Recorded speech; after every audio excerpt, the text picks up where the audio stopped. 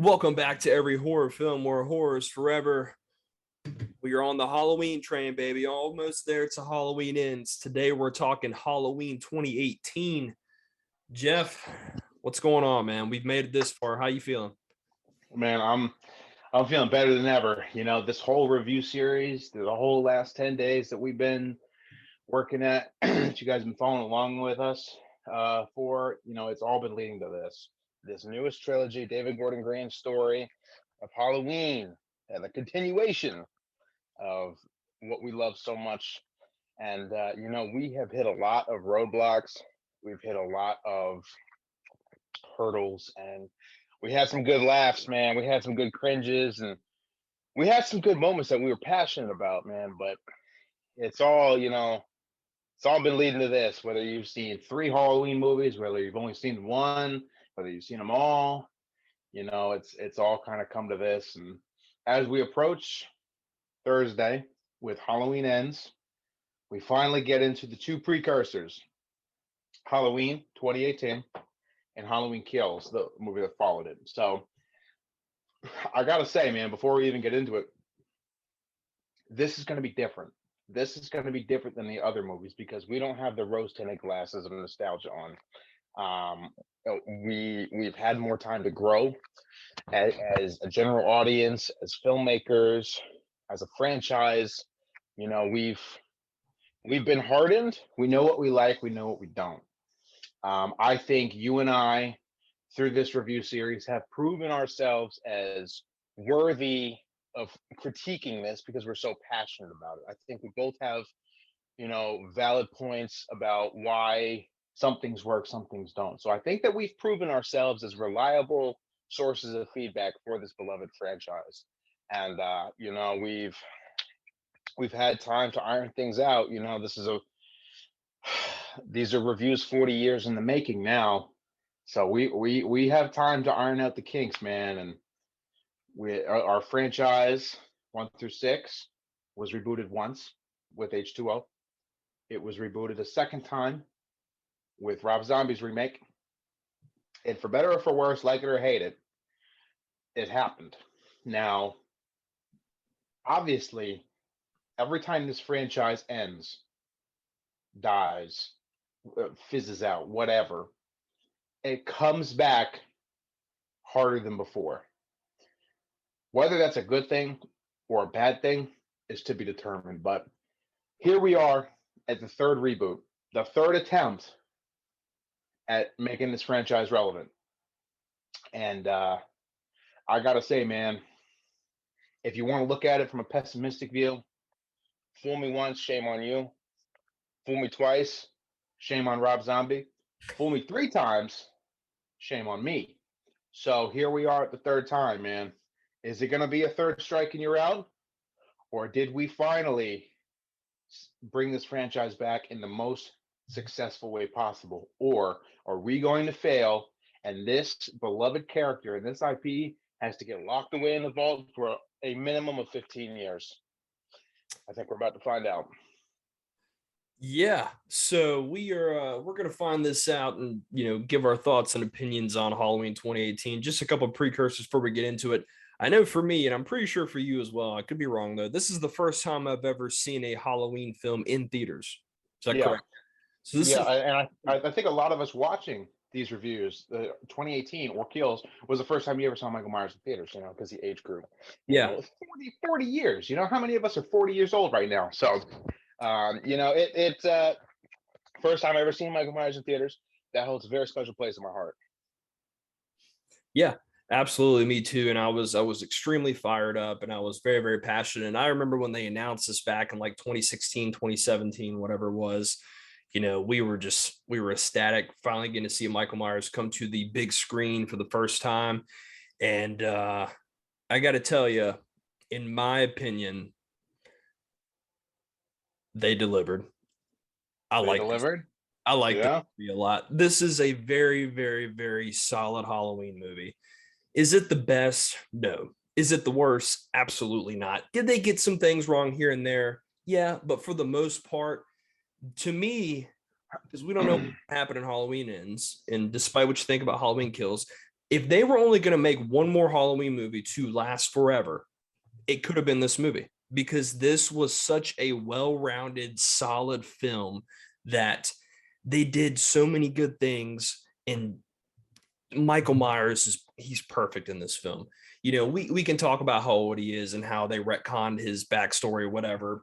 And Laurie Strode, she's old and everybody's old, but in this film, it's just a one singular Halloween movie. To me, they got it right, and this is a very good Halloween movie. And it means a lot coming from you and people like you, because you've proven yourselves as competent and passionate Halloween fan. It's like, what's good and what's not. A general audience, people who only watch these movies once or watch these movies as a kid, like, they're not gonna analyze it for the last 10 hours like we did.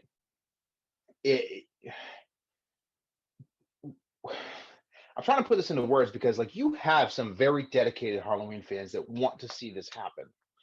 And if you piss them off, it's a death sentence, because you've had this long to iron the kinks out. You got to get it right. So going into this installment, obviously there was some development hell between 2009, 2017, where they had different ideas of how to bring it back. And they almost did Halloween Returns in 2015, which, would have been whatever. But, they were trying so hard to get it right.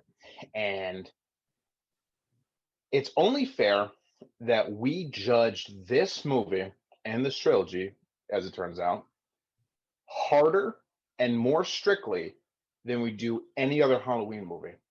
Because yeah, in the original 6 with the Cult of Thorn and the sister and the niece and whatever, like, yeah, you didn't really know where you were going, and you were still kind of steamrolling a path and finding out what works. This is your first time with Michael Myers. Like, you're not going to get it right. Okay. Rob Zombie, as I said, you had big shoes to fill. You've got to deliver, you've got to pioneer it. And for a little bit of it he did, and for a little bit of it he absolutely didn't. So you got to get it right the third time or you're out. And this movie, David Gordon Green, Danny McBride, the returning excellence of Jamie Lee Curtis, and the God himself, John Carpenter, they came together like the Avengers, man, and they said, look, we got to get this right. We got to do it. And what we got in 2018 was a film that was made by the fans for the fans. And I'll tell you what, on a personal note, if I didn't grow up with Halloween 4, this would be my favorite Halloween movie of all time. They absolutely slammed it out of the park. They absolutely brought themselves back from the brink of collapse with this. They nailed it to a T. I could not have done it any better. I've watched it every Halloween since 2018, and every year I watch it, I fall more and more in love with it. I absolutely adore Halloween 2018. Yeah, I mean, I couldn't have said it better, myself. They got so many things right with this movie. So, let's talk about the backstory a little bit. So in this film, this takes place right after, well, I won't say right after. This takes place after the first film, 40 years after. Nothing else ever happened. Yes. So it happened to land on a perfect year for them to do this. So 40 years after the original, Michael Myers is arrested at the end of the first film. He's taken into custody by the police sent to Smith's Grove, and he's been there for 40 years.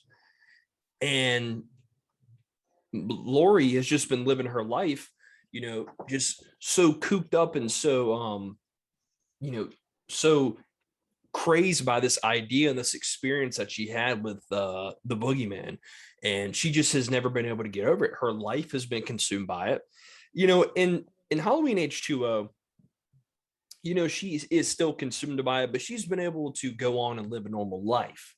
Just in the background, she has these problems, but now this has become her whole life. 40 years later, this is all she thinks about, talks about, sleeps about, drinks about. her family has almost nothing to do with her, because that's all she does is care about this and how this has happened and how Michael ruined her life and how she's just paranoid about this. And we see in the movie that she lives in this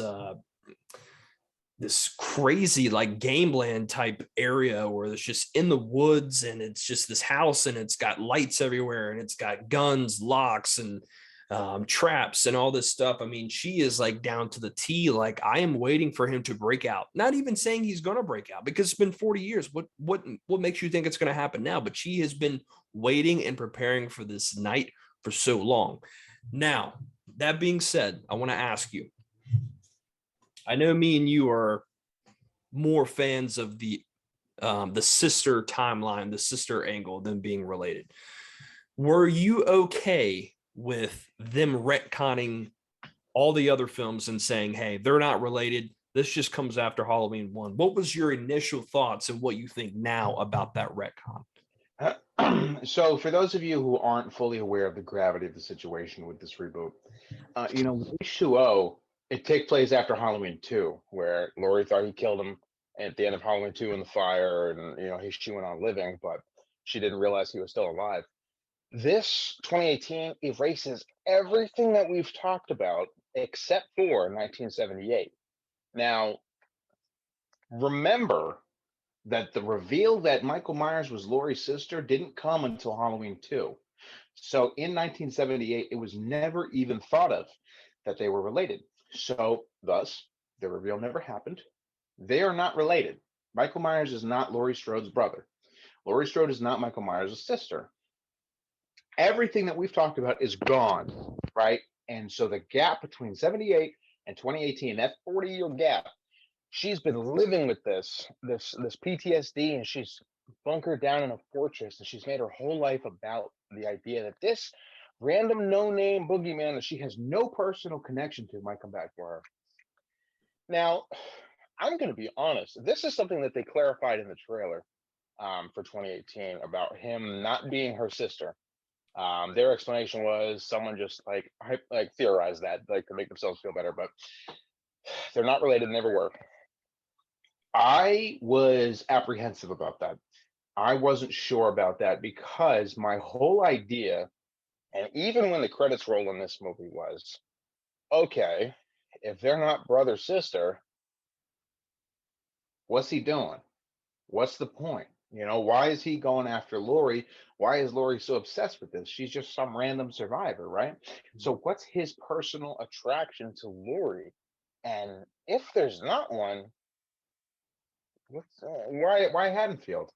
So taking away that sister storyline, love it or hate it, made me feel in the beginning like it was very directionless. And I know that was probably intentional. And I know it'll probably be revealed what his direction is in the upcoming Halloween Ends. But that's a very big question mark, man. And obviously, as we watch the movie roll out, we see how they eventually come together. Laurie thinks it's because it's fate, but we as the audience know it's just a random chain of coincidences that brings them together. Luckily, Laurie was prepared for it. So I'm gonna be honest. I was very not okay with that explanation. At the beginning of this, when the movie first came out, I was very much like, if they're not brother sister, what's his motive? What's the point of bringing them together? I have to be patient. I have to see the full vision. I have to see what comes about in Halloween Ends, because as I've rewatched the movie, I'm more and more okay with the random chain of events that brings them together. I think it makes it a little more special. I think it makes the coincidences, as random as they are from Michael's perspective, it makes them as foreseen and prepared for by Laurie. There's two sides to every coin, and obviously that's a whole Laurie Michaels story that they're going for here. So where Laurie thinks that, this is tactical, he planned this, he came for me. It's like, hold on, you're just some person, right? But that's the way she sees it, and that's her mind. So I was apprehensive at first. I didn't like the idea, but since it's come out, I'm more interested to see how it wraps up in the third one. I agree a lot with what you just said, because I think I remember a conversation where me and you were texting, or we were talking about it. And I think in the beginning, me and you were both very apprehensive about the idea of them not being related, having a connection in, that way. And then just finding out, when you see the movie, you're like, well, if they're not related, like, I mean, how does he get to this point? I mean, what's his direction? And as we've seen this film, and then Halloween Kills, and then as Halloween Ends comes up, I'm like you. I've become more okay with the idea. And now that I watch it, when I go into it with the idea that they aren't related, I'm okay with it. It's the way that they go about it makes sense to me, and I am okay with it. Do I prefer them being related? I do, but I'm okay with them not being related in this timeline as well. That's fine with me, because I think the way that they go about it, and the way that they build the characters up, they do such a good job that it just ends up working out. Yeah, and it'd be one thing if they were like, "Oh, the Cult of Thorn is back," or something like that, or they tried to shoehorn in some kind of weird explanation about why he's going after Laurie specifically. If they try to shoehorn that in into 2018, I wouldn't have liked it. But this movie earned my trust. It really did. So I finally was able to sit back and was like, all right, look, David Gordon Green, Danny McBride, I trust you. All right, take the reins, show me where you're headed, because you haven't lost me yet. So I'm uneasy, I'm cautiously optimistic, but you haven't mentioned a cult, you haven't mentioned a baby or some unknown family connection. Good. Let's see how this plays out. So it took a while for that part to grow on me, but once it did, it was smooth sailing from there. Correct. So essentially, Michael ends up escaping, and we get this whole event where this happens 40 years later. And I mean, yeah, it's a very simple concept, but the way that they do it just feels so monumental and special in the way that they go about it. They really treated it with good fan service, and their own direction, and they did a nice job with it. So we'll kind of get down into the scene by scene. But before we do that, we talked about Laurie, so we got to talk about Michael. Mm-hmm. In my opinion, I could get in trouble for saying this, but I don't know. I think some people will agree with me. This is the best portrayal of Michael Myers in the whole franchise. Better than That's strong. Better it, than the original? yes, this is the best. The best Go. portrayal of Michael Myers in the whole franchise. And when I say this, I mean by James Jude Courtney, who is Michael Myers in this whole trilogy. Nick Castle's in there some here and there, but his mannerisms, his walk, the brutality, the just everything is just A+ for me. And I said this whenever we reviewed this on our other channel in 2018 when it came out. I said was the best version of Michael Myers, and I still stand by that. Every time I watch this movie, this is the best portrayal of Michael in the whole franchise. So, look, man, you've proven yourself as a diehard Halloween fan. I like to think that I have too. I like to think that our words have some weight to them. So, if that is a hill that you're willing to die on, I'm right there dying on it with you, man. This is the best definitive Michael Myers we've ever seen. I cannot get any better than that. This is amazingly good, so much better than the original. And this is the Michael Myers that I want tattooed on my body, and I'm gonna get tattooed on my body. This is so good. I can't change a single thing about this Michael Myers, because they just absolutely knock it out of the park. The way they brought back the 1978 mask with some more weathering and some more cracks in the dirt, this is the best looking mask of the entire franchise. All right, now I know that this mask grows through Halloween Kills and eventually Halloween Ends, but this is, to me, exactly what Michael Myers used to look like. It fits James Jude Courtney so good. You never see his eyes, which is a huge deal, as we've seen with this franchise. Once you see the eyes, it's weird. So it fits so well. His body, he's not even jacked, but he's enormous. He's a very threatening presence. They never show his face. They never show his voice. They just absolutely made they made the perfect Michael Myers. I also give it an A plus. I said in the Halloween 4 review, I like my Michael Myers big, and that's something that Rob Zombie got done really well, even if he lacked in some other areas. But James Jude Courtney is the definitive Michael Myers to me. Like for real, like like this is as good as it gets. There could not be a better Michael Myers than in 2018. Yeah, if you don't like this version of Michael, then I'm sorry. I mean, I don't really know what to tell you. um, Yeah. the mask. This is one of the best masks in the franchise. For Halloween 2018, it's one of the best masks. Just the movements, like you said, like he's big, but he's not Tyler Mane big. He just is He's believably big. he's believably big. Like, you could see that maybe he was that size 40 years ago when he was like, he was kind of slender and a little bit skinny. And then, give him 40 years stuck in the prison, he's eating and just kind of, doing living life just like a normal person. You could see how you would kind of grow into that person at the age of like 60 years old. So that's what has done it for me. And I got to tell you, what I just said brought up a good point, because a lot of people that took them out of this film and what they were preconceived notions about is like, you're telling me Michael Myers is like 60 something years old going after Laurie Strode, like he's going to be walking with a cane with a limp. Like, how are they going to pull that off? How are they going to make it believable? And I will say that I was concerned about that. How are they going to make a 60-plus-year-old man conceivable as this unnatural force? But when you watch the movie and when you watch how he works, and when just the inner workings of Michael and how he just, yes, he's a person, but he has evil inside him. He's somewhat supernatural. That kind of just disappears. You don't really think about that once everything starts unfolding in front of you. Yeah, it's believable. And now you can say that Michael Myers was working out in prison for 40 years. That's kind of a funny image to visualize, so I'm not going to visualize it. But you got to remember that in 1978, Michael Myers was 21.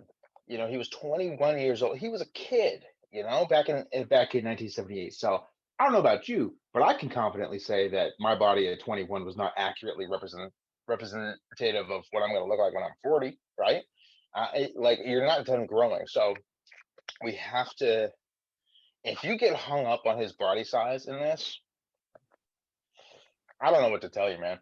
It's way better than the shoulder pads at number 4. Oh yeah. It's way better. It's more realistic than the Tyler Mane of 2007. It's just right, man. It really is just right. He feels like a very threatening presence, and I'm all for it.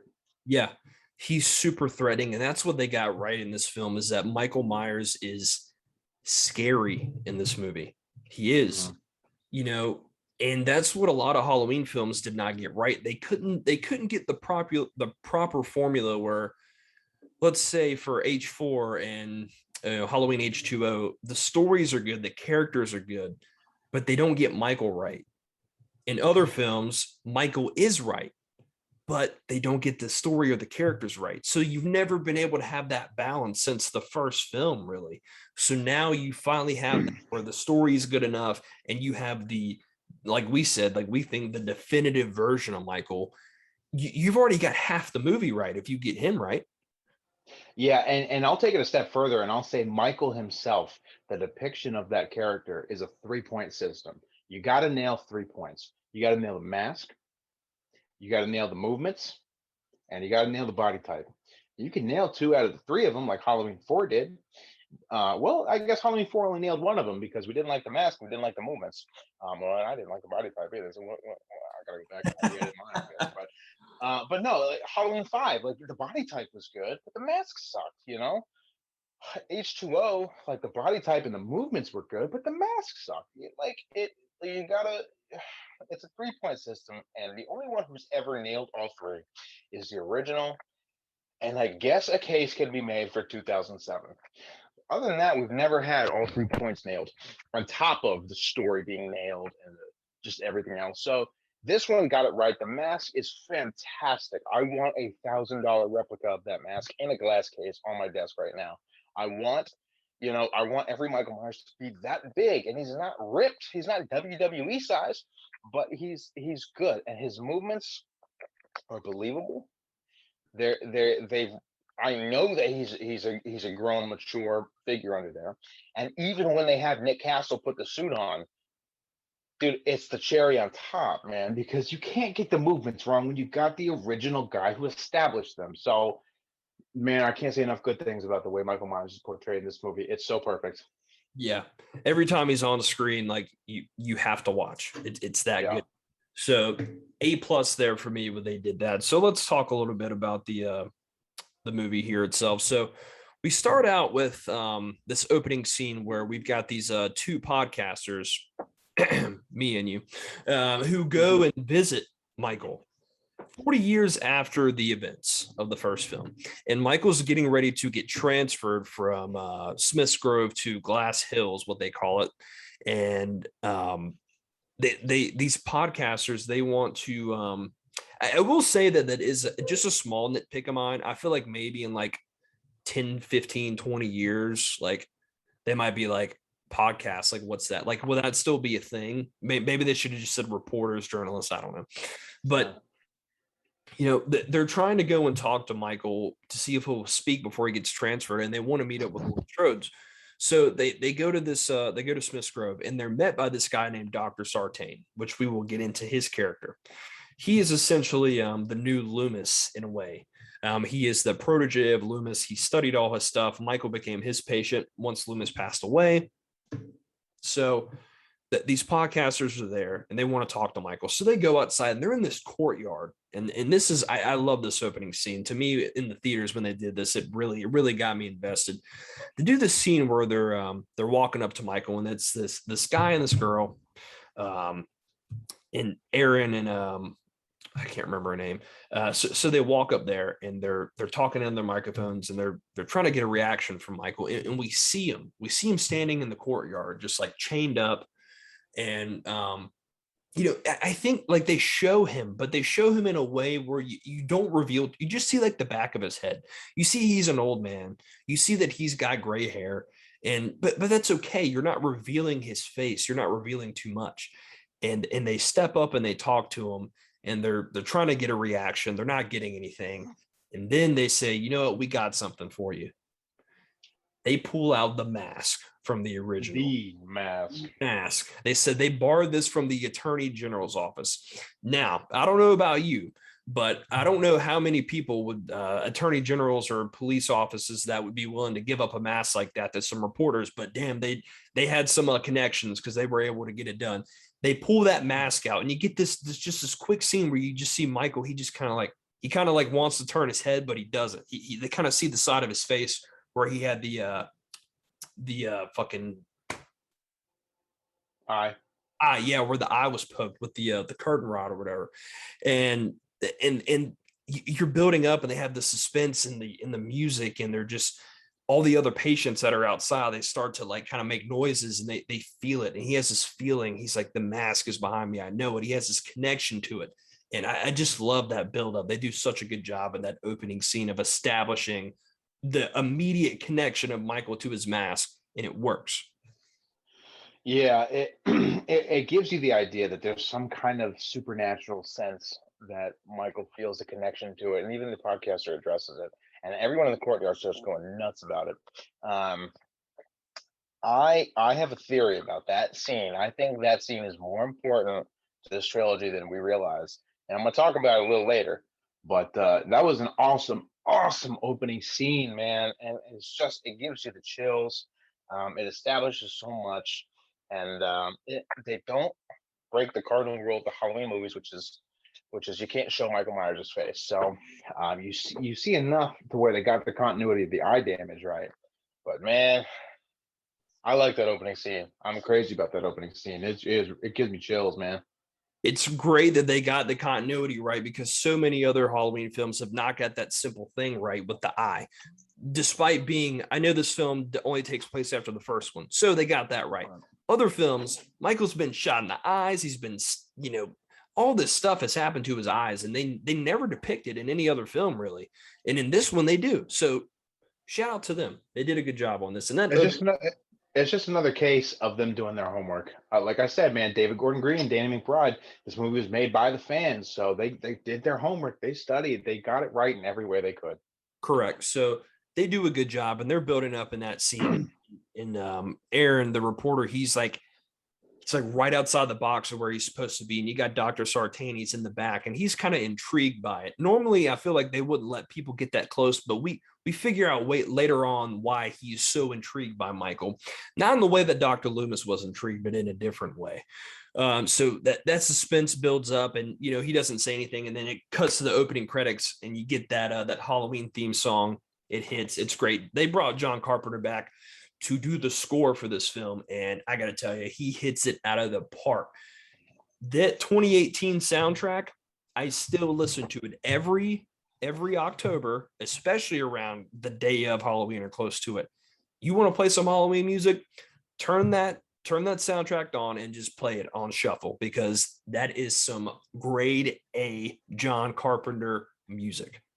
Yeah. Now, that is the nail in the coffin in a good way.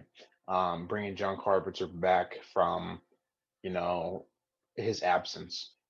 His musical style, his minimalist, his 80s sounding synths and keyboards, his building tension in the soundtracks. Man, I'm gonna sound like a broken record a couple times in this review, man, but they just absolutely nailed it. Like, if they didn't have John Carpenter adding a brand new touch and furthering the lure of this franchise with his new sounds, if they didn't have that, this would be a super solid movie, but it would feel very, I don't know if it would feel real. And because John Carpenter's here, for a fact, this is it. This is the way it's supposed to be right off the bat. Dude, the shape hunts Allison. I know it's your favorite. We're going to talk about that. We're going to talk about that scene. I promise you. Okay, so that's, they get the score so right in this film, and it's John Carpenter. I think it's his son and his godson. They're all working on it together, and they've went on to score all the films for this trilogy. So they've done a tremendous job, and just having him on board, having him on set, I bet that was a huge like momentum boost for everyone else, like David Gordon Green and the directors and everyone else that was involved. That you got the guy from the original, he's digging what you're doing, and plus he's doing the score. Like, it's got to boost your confidence a little bit. Yeah. You got the Godfather back. Let him do his thing. Don't interfere. Get out of his way, because he's got this.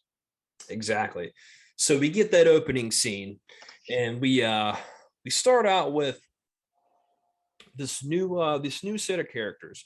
So I can't remember if this is first or if it's before, but then we get the scene where the podcasters, they end up leaving. They don't have much that goes on with Michael. He doesn't say anything, and they go and visit Laurie. So this is when we get the other side of the story. So we see what Michael's been up to for 40 years. Now we're going to go see what Laurie's been up to, and we talked about it earlier. So they're driving up to this place in the middle of the woods, and they try to talking to this little speaker of this gated area, and they're like, "We'd like to talk to Laurie Strode. We're podcasters trying to figure out the story about 40 years ago," and then nothing really happens. And then the girl goes, "We have $3,000," and she's all of a sudden the gates open. So she's like, "Okay." They go in, and you see this house that Laurie's living in. And like I said earlier, dude, this place is like a fortress. All right, you got lights, skylights everywhere. You've got multiple locks on every door. You see inside, she's got guns everywhere. She's got trap doors. She's got trap this, trap that. She's got a shooting range in the backyard. I mean, she is just like gone from like 0 to 100. Like she is ready for anything. Yeah, and there's a lot of visual storytelling here, because obviously we have to pretend that the other 12 Halloween, or the other 10 Halloween movies, don't exist. So we don't know anything that happened between 1978 and 2018. That's a long time. There's a lot of things that happened between 1978 and 2018.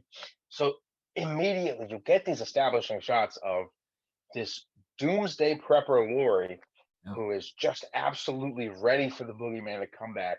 Not 100% certain that he will, but confident enough that she's going to revolve her entire life around it. The fortress, the The locks, the iron bars, the guns, the shooting range, the trapdoor, like it all just makes sense. It's such a good spin on the character, man. Like H2O, she was under the impression that he was dead, right? So she went on about her life, had a kid, whatever.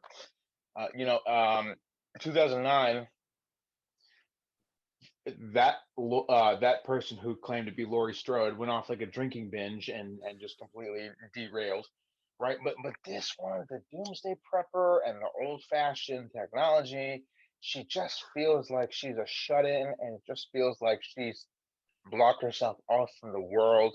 And the old farmhouse style interior shows that she still wants to have a little bit of a lifestyle, but the bolt action rifles and the revolvers and the CRT televisions, like she just, I'm super impressed with the storytelling with this, and Jamie Lee Curtis is so believable with it. Like if you told me that she was like some kind of millionaire writer in New York profiting off her experience, or like some druggie on the street, like I wouldn't believe it, man. But she just nails this doomsday prepper attitude, and there's so much. You get it, man. You feel like you're brought up to speed on the last 40 years. Yeah. So I like the angle that they went there with her. So the podcasters come in, and we get the scene where she's opening the door and she's unlocking all these locks, and she comes inside. She's got long hair, it's gray, and like the inside of the house is like it just looks like a war zone almost with the type of stuff she's got set up. And they sit down, they try to talk to her, and they're like, we just want to know about this 40 years ago and this and that. And she's just like, she's very like nonchalant, like it's just very dismissive and really doesn't care. She's just like, why are you here? Like, I don't really care what you have to say. And she just kind of sitting there with her arms folded, not really, giving them much. And, they're kind of asking some basic generic stuff. And they're like, we like to look at cases with a new lens, and we want to see re-examine it. And, she's really not in for it. She's just there to get the $3,000. So, they're not really getting anywhere until until Aaron, the other guy, goes, they're moving him tomorrow. And then she just she's like, yeah, I know. Like, well, how do you know? She's like, we were there, we talked to him. And they were like, we want you to go there, we want you to talk to him, we want you to like free yourself. And then she kind of starts getting emotional a little bit, and then she can't really take it anymore. She just opens the door and she tells him to get out. And then she says, I'll take my payment now. Yeah, and they start asking about her daughter, who, this is 40 years, so she not only has a daughter, but that daughter has a daughter, so she's a grandmother now. They start asking about when, like, her house was so unfit that they took her daughter away at age 12, and stuff like that. Like a lot of exposition. Yeah. It's almost like the general audience was in a time capsule or in a cryo chamber sleeping from 78 to 2018. We're bringing them up to speed, and it doesn't feel forced. It No. feels believable. It feels like this stuff was going on behind the scenes when we weren't aware. So it's explained very well. The writing is very good. So obviously she lost custody of her kid, who's played by Judy Greer, a grown woman now, in 2018. And obviously Judy Greer has a daughter. So it really just tells a lot. It brings you up to speed. Like this whole opening sequence is established just to bring you up to speed on the last 40 years, and it doesn't feel forced or rushed at all. Yeah. So they do a good job of that. And I really like the angle that they went for. And one of my favorite scenes or favorite lines in that little interaction they have is he was like, we showed him the mask. There was nothing. He said nothing. He did nothing. And she just, that personifies, the shape, Michael, that what he is. They do such a good job of building up that character. So they end up leaving, they don't get anywhere or anything. So they end up leaving. And this is when we cut to, like you mentioned a little bit earlier, our new set of characters. We have Judy Greer, who plays Karen, the mom, and then her husband, Ray. And then we have Allison, who is Laurie's granddaughter. And we kind of get introduced to her. They live this, just this normal suburban life. They live in Haddonfield or whatever. And we kind of learn that they have an estranged relationship with their grandmother because of everything that's going on. Karen, she does a I really didn't like her character too much in this film. And then I saw Kills and I started to like her more. In the first couple viewings, I found her character a little annoying, but I've grown to like her a little bit more. She's just really protective of her daughter because she doesn't want her to have to experience the same kind of stuff that she did as a kid. Because with Judy Greer, whenever she was growing up as a kid, her mom was like, you got to be learning how to use guns, knives, be prepared at all times. And she was just like, I don't want my daughter to grow up that way. So she's trying to live this normal suburban life with her granddaughter who's in high school. And her granddaughter, she knows that her grandma's, a little crazy, but she still is wanting that relationship with her and often is asking, hey, did you talk to grandma? Like, is she coming to this? Is she coming to that? Like, why don't you give her a chance? And Judy Greer is just very dismissive. Like, no, you don't want that in your life. Yeah, it goes. It feels like the way it should, which is that Judy Greer is playing the grown-up version of a daughter that we've seen in a movie 20 years ago. It feels like that because her character is so well established. And obviously, we have two sides of the spectrum. We have Laurie Strode, who's paranoid, prepper, on the lookout, dangers around the corner. And then we have Judy Greer on the opposite side of the spectrum, which is like, the world's not out to get you, like, shut it. And then we have Allison, Judy Greer's daughter, who's right in the middle, being torn because she wants to believe her grandmother, but she's told to believe her mother. Like, she doesn't know how much validity there is to it. So she's in like this tug of war back and forth mentally, because she wants to keep the peace, but like these two family members on opposite ends of the spectrum, they just have such differentiating beliefs. Yeah. So, and they're getting ready to go to this dinner to celebrate Allison for doing such a good job for finishing in the honor society. And she's got this boyfriend and they want to meet her. And during this scene where they're at the house and they're talking, we get to one of the points that me personally I have with the film.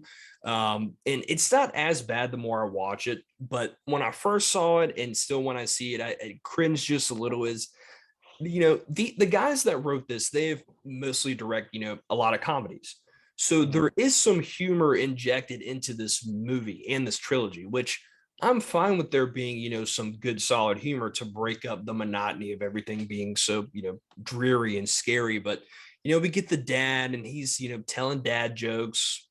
And the whole, oh, I got peanut butter on my penis. Yeah, I just want to. How did you feel about the comedy in this film? Because I think there's some areas where it works and some areas where it's kind of like, might not, maybe not the best time for that. So it's very easy to overdo comedy. One joke, it could always be one joke too many and ruin the movie. So you obviously have Danny McBride helping write this, who is a pioneer in comedy. He's like in the James Franco, Seth Rogen trifecta of like stoner humor. So he's very, very vetted in comedy. It's almost inevitable to put our comedy in this. On top of that, you have this little experiment going on in Hollywood at this time. They call it the Marvel Cinematic Universe.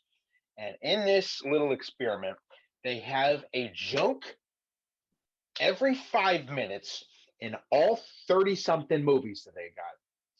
And obviously, it's more family friendly. But there is nothing in the world making more money right now than Disney/Marvel. So obviously, any filmmaker who would ignore that is just stupid. So obviously they got to put some jokes in there and take from the playbook. They got to put some humor in there. I can think of I think only two sequences, maybe three, where it's an actual like comic relief sequence in this movie. Any more than that, I wouldn't have liked it. I don't want comedy in it, man. I don't want Buster Rhymes busting out kung fu. I don't want anyone saying made in fucking Taiwan. I don't want to hear it, man. I don't want jokes. This is a serious situation. It's supposed to be. Jokes take me out of it. I like a little joke here and there when it's believable, like from a dad figure who's completely oblivious to the whole situation, and when there's no situation going on at that But hey, once the conflict starts rising, shut your mouth. That's my opinion on it. And this movie does a very good job of it. They did not overdo it with the jokes. The jokes land because it's not constant. So they nail it with the jokes to me. Gotcha. So, yeah, they do a couple of moments in here, and we'll talk a little bit later on as we go on. There's a couple lines here and there that they do a good job at. So, we get introduced to this family, and then Allison is she's off to school, and this is where we meet her boyfriend Cameron, who is we'll figure out later on in the sequel, a little bit more about him and his story as he goes on, because there's a point in this film where he kind of disappears and he's never heard from again. We're like, okay, they're setting him up for the sequel, which they do. So we get the scene, and they do this in almost every reboot of the franchise. In Halloween 1, they do it H2O, and they did it in this film where they're sitting in the class and they're talking about fate, and the teacher's talking about this, and someone looks outside, and it's usually they see Michael, but this time it's Allison, and she sees her grandma. Now, in this movie, to me, they did a lot of fan service, and I mean a lot. There are so many callbacks in this film. You would have to watch it 100 times to catch all of it, because you couldn't see it all in your first couple of viewings. To me, in this movie, they did a really solid job of doing the callbacks in creative ways that made sense. There's a couple here and there that you maybe could have done without, but to me, they do a good job of incorporating it into the story, making it work, and not just saying, hey, you remember that from this movie? Yeah, okay, next scene. They do a good job of that, and I like it. Yeah, it's similar to the comedy. There's a thin line between cameos and allegory, or there's a thin line between allegory and references, and just baiting Easter eggs, right? So that scene of Allison looking out the window and seeing Laurie Strode standing, where in 1978 we had Laurie Strode looking out the window seeing Michael standing. If that had been Allison looking out the window and seeing Michael standing, that would have been a cheap reference to the first movie, and it wouldn't have had any depth to it. But in this movie, because it's Laurie Strode standing in that place, yeah, obviously we as an audience know that it's a callback, but it's the allegory story-wise that Laurie Strode is the issue now. And the issue to Allison. So that I like that. I was very happy with that. There's a couple other callbacks to scenes where maybe the roles are flipped from the original, but that I like that. And if I had made the movie, I would have put that in there exactly the way it was. Yeah, they did a really good job. I like the fact that they did that. So they do that scene, and then Allison meets up with her grandma, and Laurie gives her the money that she got from the podcast. She's like, hey, take this, do whatever you want with it. And then she's like, are you ever going to get over it? Are you ever going to just go on with your life, this and that? And she kind of just is very indifferent about it. So at this point, we also get introduced to the Haddonfield police in this film, which in this movie they are still somewhat incompetent, but not as bad as the other films where they just look like a bunch of jackasses. They have no idea what's going on. They're taking this a little bit more serious in the modern era. So we get introduced to Sheriff Hawkins, who's played by Will Patton, which I think he does a really good job in the film. And then we got a couple other random sheriffs here and there. And then you get the one guy who's the head sheriff, the black guy with like the big cowboy hat, who has done nothing in any of these movies. I'm hoping in Halloween Ends he has some sort of character arc, because he's done nothing in any of these movies. And so as that goes on, we get introduced to him, and he has a role in the movie, and kind of as it unfolds, Michael is being transferred that night.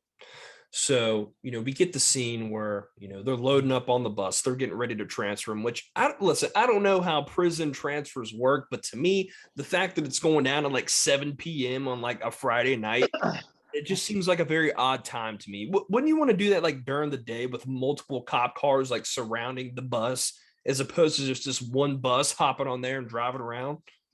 Yeah. Now, when I watched it originally, and she said it was 7 o'clock that it was taking place, I thought she meant 7 in the morning. But then the scene plays out, and it's freaking nighttime. I'm like, do this at 9, man. Like, you got one cop outside the bus, like, and you got Michael Myers on that bus. Like, come on, man. Like, yeah, that probably should have been done in the daytime, but there's an original reason why it wasn't that Yeah. So, and this kind of brings up a point that I wanted to ask you about. And to me, this can be a glaring plot hole to some people. And to me, it makes sense. And it's something that if I really analyze it, it kind of takes away from the film a little bit, for me. But at the same time, I can forget about it and kind of move on. In this movie, there's only one film that's happened before this, Michael Myers, where he's only killed, a handful of people. You're wiping away all the other kills and all the other impact that he's made on other people's lives. And they mentioned this, like you said, in the beginning of the film. How bad is it that a guy from 1978 killed a couple of people with a knife? This has been 40 years ago. What did you think about that? Because if you really think about it, they kind of build Michael up as this big character, but he's really only had this one night where he did this stuff.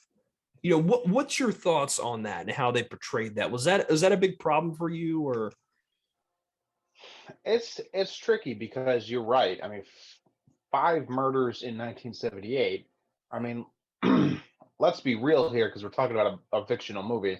That ain't much, especially by today's standard. And the movie addressed that right off the bat. Um, but also, I think it has to do with, and this is something we didn't see off on screen. I think it has to do with the mental disorder argument and the mental disorder angle.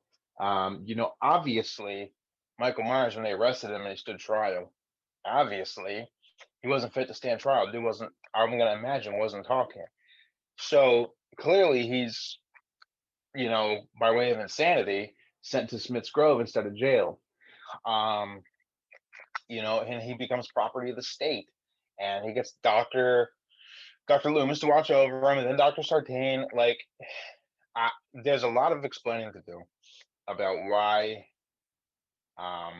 this person who's guilty of murdering 5 people one night is treated more heavily than, let's face it, criminals of today. And it has to do with the insanity, I imagine, and the sanitarium aspect of it and the state property aspect of it, and it being a small town of people who probably grew up there. Their parents probably grew up there. They probably ain't moving out of there. It's tricky, man. And I think if there was a real life murderer in our hometown that murdered 5 people when our parents were 20 something, and then it finds out that he's still alive and he's not getting the death penalty because he's not fit for the chair because he's insane, and that the state's keeping him alive for no reason. Like, there'd be a lot of discussion about it, and it's a human rights discussion, it's an ethics discussion. Um, so yeah, there's obviously a 40-year gap in explanation here, but if he was just some guy who was out to get revenge on his classmates, it'd be a done deal. He would have got the electric chair. But because it is who he is, there's a bigger legal discussion behind it that we're not seeing, which is probably kind of boring. Yeah. But there's a reason they're keeping him alive. I would also add to it that, think about it. If this was a normal situation, you know, there's no serial killers or anyone in that sphere of doing bad things who is just a complete mute after all this time. That Right. alone, like if this happened like in our hometown and everybody was like, "Yeah, did you hear about that?" It's like, "Oh yeah, this guy killed like these people 40 years ago." But like, well, guess what? He hasn't talked in 40 years. Like, I don't believe that. But no, that's true. He hasn't said a word, and that kind of builds up the mystique, and that kind of builds up because they even say in the film whenever he breaks out, like, "Oh, the list of these guys, they're very minor offenders." I'm assuming he's talking about very minor stuff that maybe they shouldn't even be in the sanitarium at all, but they are. This guy, he's actually killed people. So it kind of, you can look at it from both sides. You can either choose to look at it as a huge, like, gaping plot point, or you can choose to kind of go the other route and just, try to imagine how it would be if you were in that position. So I think, it doesn't really it used to bother me a lot. Now, not as much. But I think the fact that they address it early in the film, I will give them kudos for that, for, not just not saying anything about it, but like, oh, dude, Michael Myers, remember him? Like, no, what did he do 40 years ago? Yeah, yeah. Michael Myers, this whole franchise, this IP, it's coming back as the underdog, man. Like it's been put down, it's been bullied, it's been laughed at and trampled on in the history of cinema because of all the sequels. So obviously they gotta earn their respect back, and the way they do that is, all right, guys, you got me. He only killed 5 people in 78. I got it. Like you gotta accept, like you gotta make the joke about yourself before other people make it about you. And that was just I think it was nothing more than really just the movie addressing criticisms straight out the gate beforehand, because if they didn't address it, it'd be the major headline. Correct. So they do a nice job of that. So, and they're on the bus, they're getting transferred, and we get the scene where this guy, this dad and his son are, driving down the road, and his dad's all like, let's go hunting. He's like, Dad, I want to be a dance class. It's kind of funny. And all of a sudden we get a callback to the first film where they're like, oh, look out. And then we see all the prisoners, all the of the sanitarium just kind of scattered around like we do in the first film when they broke out. Well, in this one, the bus has crashed and they're all kind of scattered out. And his dad's like, all right, I'm going to go take a look. And, it's a really suspenseful scene. And you don't see what happens to the dad, but then the kid comes out and he's looking around, and, all these people are, he sees the cop, he's bloodied up, and he's like, run, you need to run. And, he kind of hops on the bus and looks for a second, and he sees Dr. Sartain pop up, and he's like, help me. And he's like, don't shoot. And then he shoots him, and he runs back to the truck, and he's like, I got to get out of here. And then all of a sudden, a recall from the first film, Michael comes up, and they don't fuck around in this movie. He kills like a 12-year-old kid, and it's great. And I'll never say that about killing a 12-year-old kid, but in this film, it works. It works, man, and I give credit to it for that. I say it a lot, but one of the ways it 2017 pushed the boundaries is by opening up with a small child getting like mutilated on screen, and not alluding to it. So I sound weird saying this, and there's no good way to say it, so I'm just gonna say it. Violence against kids in movies is obviously taboo, but it's one of those boundaries you got to push to be memorable. Yeah. Obviously I'm not advocating violence against kids by saying that, but I'm advocating pushing the boundaries the way it did. In 2018 showed us that Michael wasn't shy of doing that. If you're in his way, Yes. or he just feels the need to, he'll dispose of you. He doesn't care how old you are. And now that I think about it, that 12-year-old boy is the first kill we see in this movie. Yeah, I think so. Yeah, I think he's the first kill that Michael has in the film, and so he kills him, and you're kind of like, oh shit, like this is legit. They're not pulling any punches, which they do a good job. So that happens, and Michael escapes, and then we move on, and the podcasters they're moving on, they're driving somewhere trying to get back home, and they go to this gas station to get some gas, and they don't know that Michael's broken out yet. And so, of course, Michael somehow stumbles his way across them.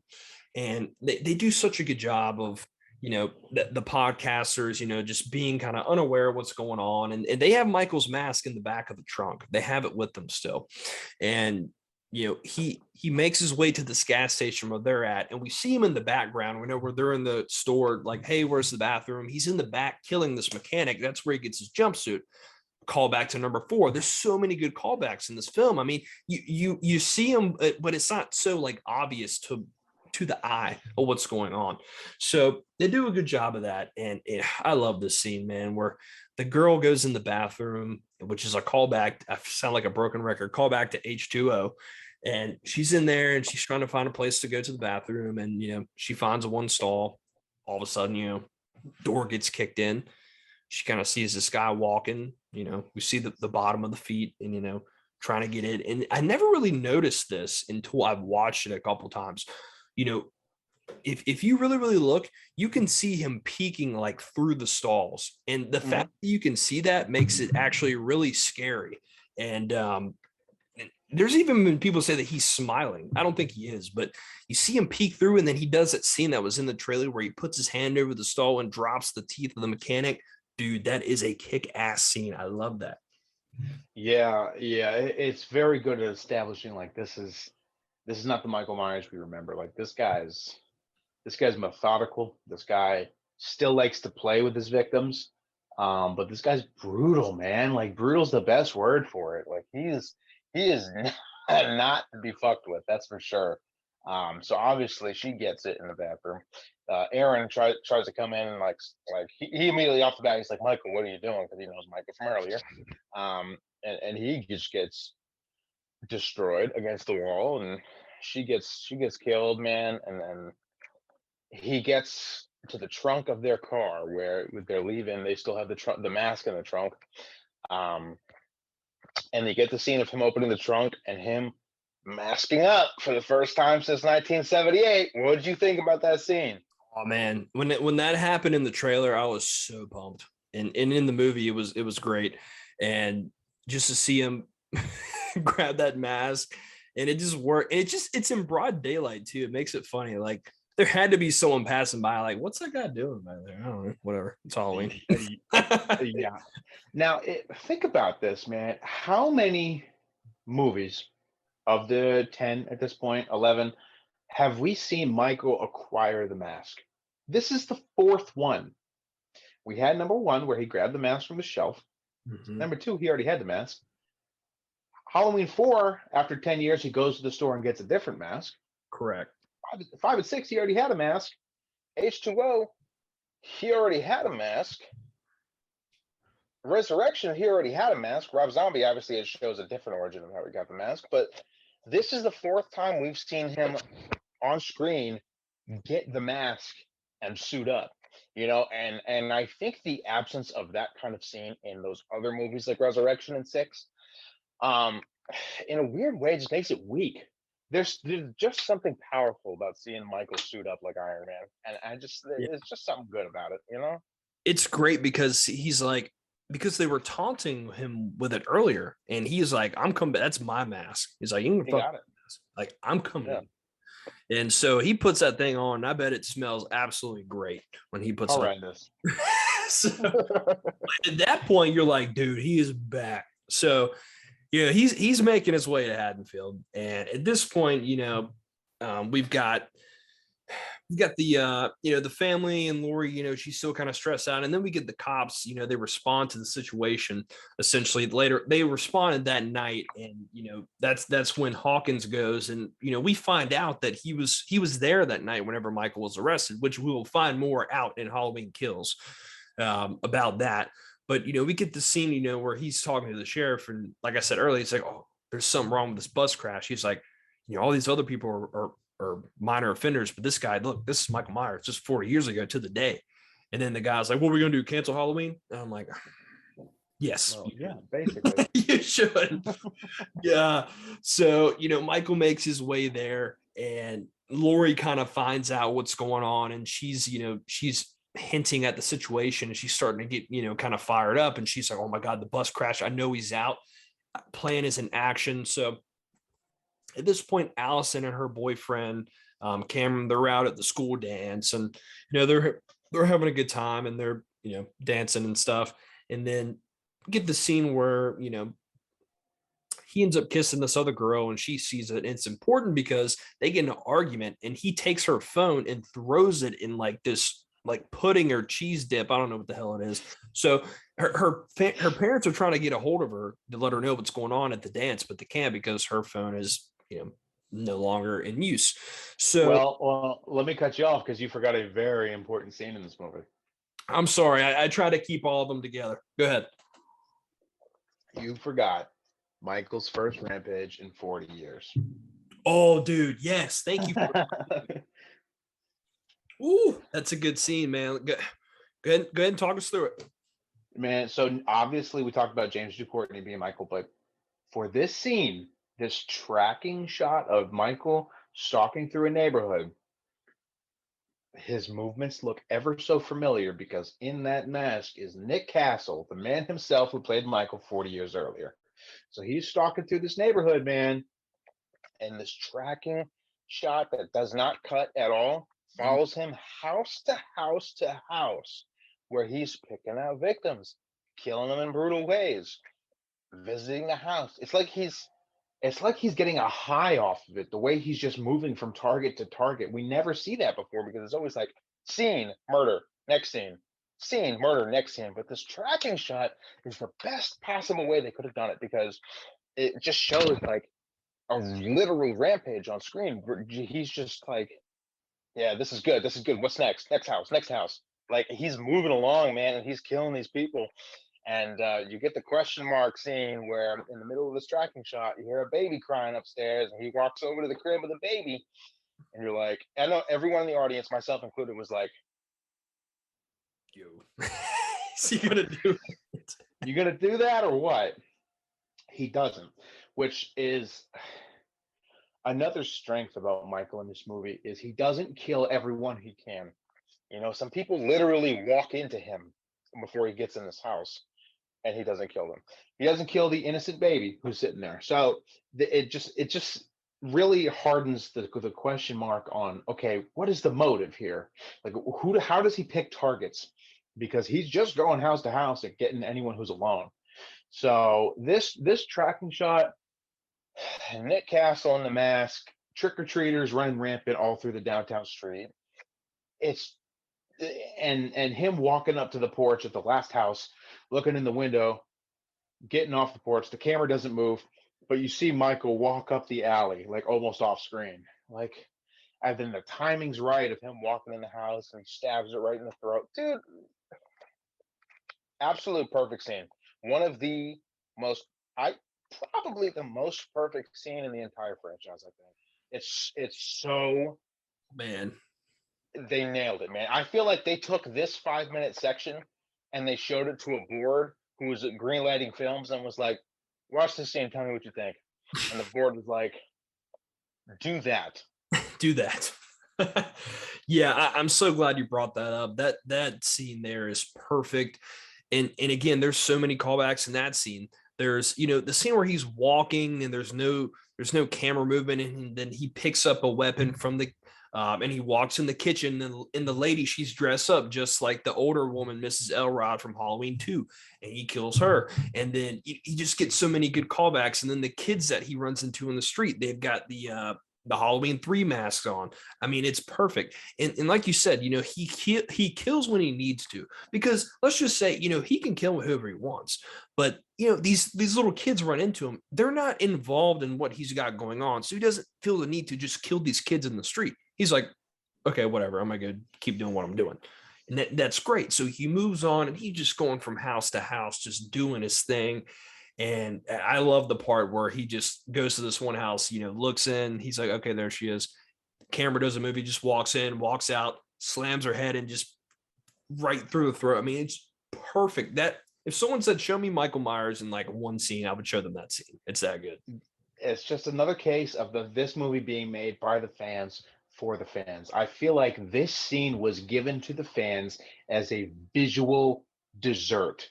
Like, here you go, glutton out, enjoy it, man. This is all for you. You've earned it. And we got this scene. Yeah, dude, they nailed it. And another thing that's so small, but it works so perfect, is that he's walking around doing this stuff, but no one knows because it's Halloween and everyone's dressed up and everyone's walking around. So everyone that sees him just like, oh, it's just some guy that's dressed up is a killer. But that's the thing, is that no one probably knows that that's what Michael Myers really looks like, because this has been 40 years.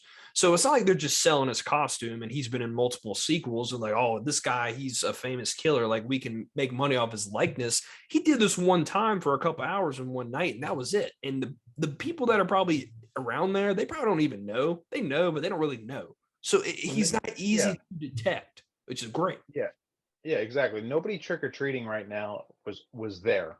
Nobody knows what he looks like. So he just blends in with the crowd. And that's part of the original thing that makes Michael Myers so scary for Halloween. Yeah. So, and another quick part in there is that if you watch it closely, you see the couple from Halloween Kills talking and getting in the car, the people, the doctor and the nurse that end up getting killed. So, at first you see them like, oh, they're just bit characters. They come back in Halloween Kills. So that's a nice little connection there. So, we got that going on. And then they go to the dance and they end up, figuring out all the stuff's going on. They need to, and Laurie's trying to reunite the whole family, get them together and go to her house so they can all be protected. She's like, I told you this was going to happen. I prepared you for this night, blah, blah, blah, blah, blah. And her phone's messed up, so she can't get in contact with Allison. So then we get this scene where, and I'm gonna set you up for this. I'm gonna let you take it away. Get this scene where, Cameron, he's kind of gone. And so her friend, or his friend Oscar, who, he's kind of like a nerdy guy, kind of, outcast guy, but he's friends with Cameron, who's got the hot girlfriend, and he's walking home with Allison. He's like, come on, we'll go this way. I know a shortcut.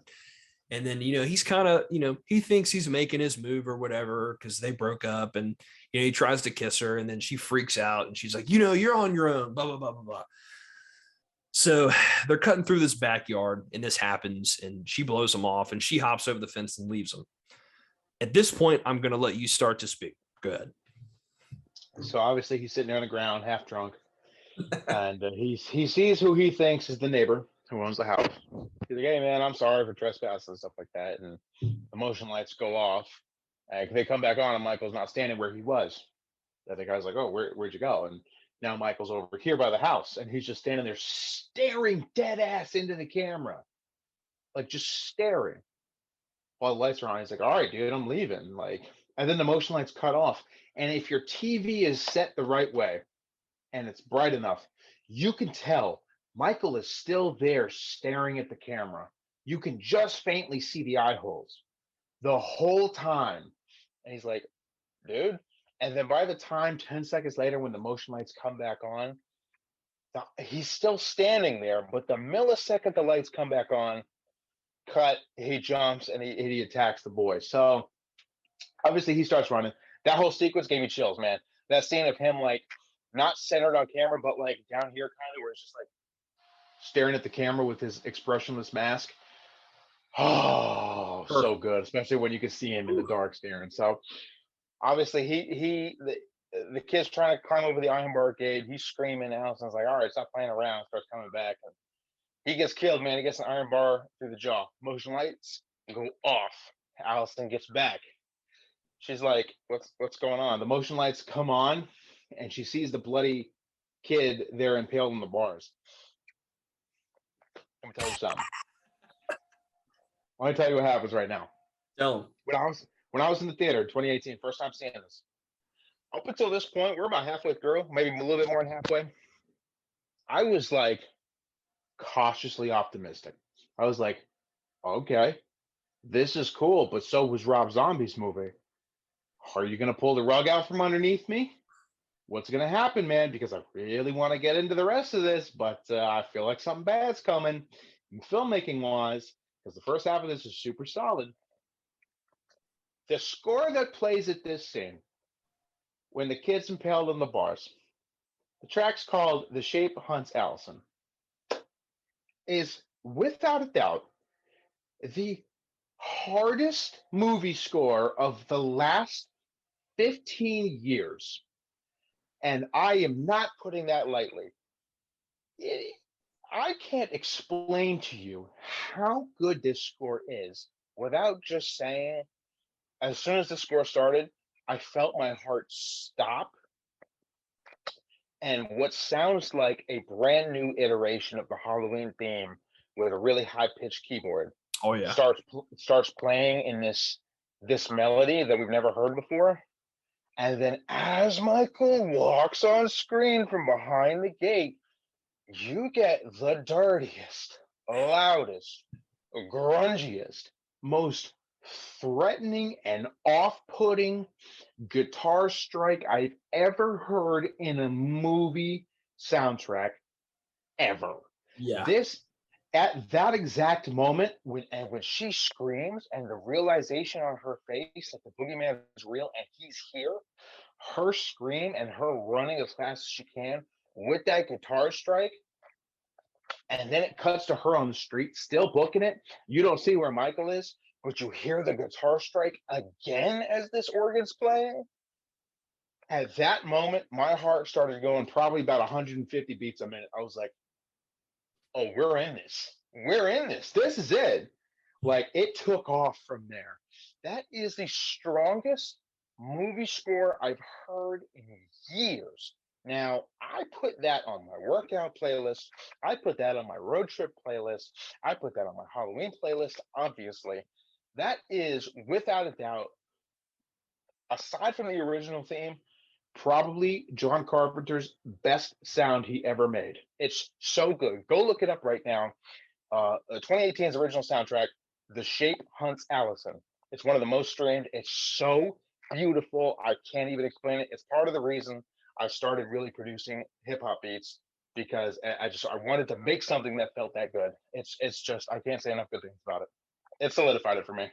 Yeah, it just, and we're not the only people saying that. It's generally known in the Halloween franchise that single track is amazing. So they killed that. And that scene there, other than the scene where, we talked about where he's going from house to house, that scene and this scene are it's like 1 and 2. It just depends on what mood I'm in. And they're so good. And I love I love the fact that a lot of foreshadowing kind of goes on, because the kid that's on the ground, Oscar's like, you ever had that girl and you just can't get her? And then Michael's in the background. He's like, yeah, I've been trying to kill Laurie Strode for like 40 years. Michael's just staring at this guy with the most expressionless face, like, he's like, you have no idea. So yeah, I love that. And the score is so good. And then the scene where she just sees him, and then all of a sudden Michael comes out from like the side of the gate, just, perfect. He's like, oh yeah, that's going to be you. Like, it just, it's beautiful. Perfect. So she books it, she runs away. And at this point, we get met back up with Sheriff Hawkins and Dr. Sartain, who at this point have been kind of running around from house to house. There's been there was a murder with, one of Laurie's, one of Allison's friends and her boyfriend. She was babysitting this kid, and there was a murder there. That's another good scene. I mean, this episode alone could be 3 hours if I had to cover every single thing I like. That's longer than the damn movie, I'm skipping over certain parts. I'm sorry, but there's a part there where they showed in the trailer he's hiding behind the closet door, and he comes out and he attacks her. That's a great scene. And the little kid there, he's really funny. He delivers some good lines. And so, Michael kills them. And then, we get this scene where they're out bouncing around from house to house trying to track him down, and they see him, and they're like, they run into Michael eventually with Allison. They get picked up, and it's Sartain and the sheriff and her, and they're riding around in the cop car, and they're like, there he is. You just see Michael walking down the street, like he just is like, I'm going to kill some more people, I don't care. And so at this point, there's been a little bit of a tension building up between Sartain and Hawkins, because Sartain's like, he must be studied still. Like he must be brought back alive. He's a part of the state. And Hawkins is like, dude, I don't give a shit. Like, I'm killing this guy if I see him. And they spot him, and Hawkins is like, screw it. He runs him over. Call back to Halloween 4. Runs right into him, and Halloween 8 should. Runs right into him and kind of bowls him over. And they both get out of the car. Allison's in the back. And, he's like, Hawkins is like, stay away. I'm telling you right now, stay. He's not dead. And Sartain goes up to him and tries to, film. And at this point in the movie, when this scene happened, I was like, oh shit.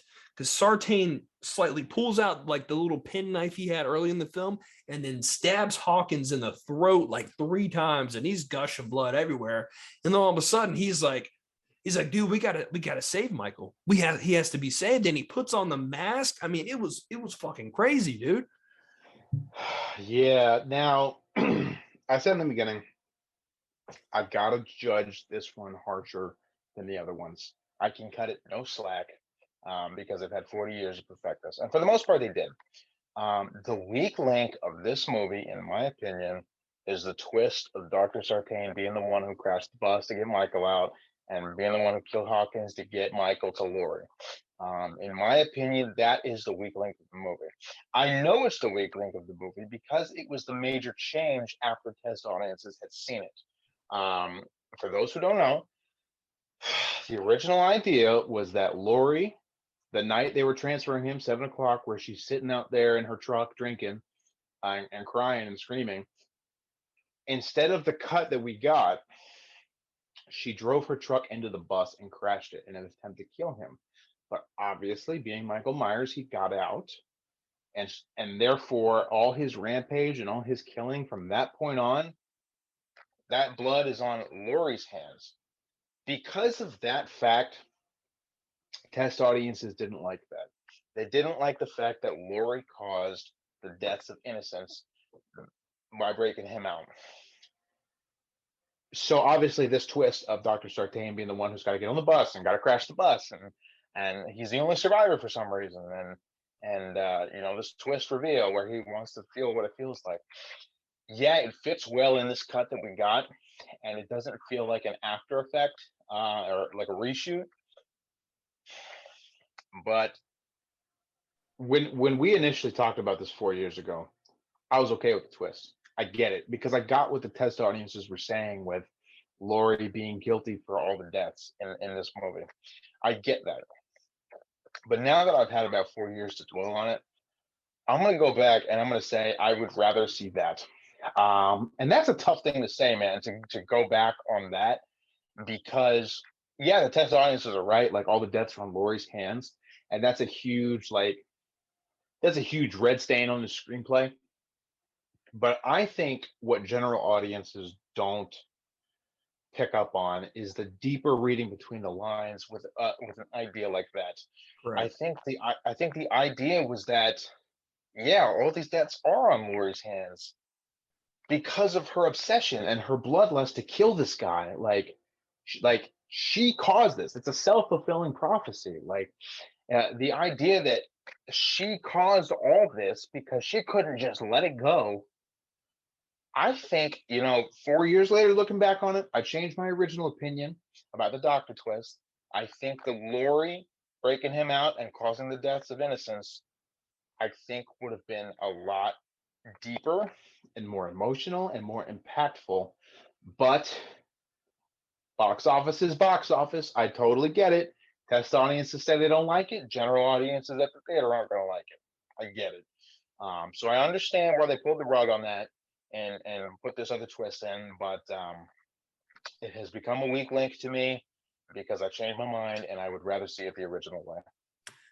I agree with you 100%. I think that at the beginning, and I haven't listened to our review from 2018. I want to go back and listen to it just to kind of see what I thought back then.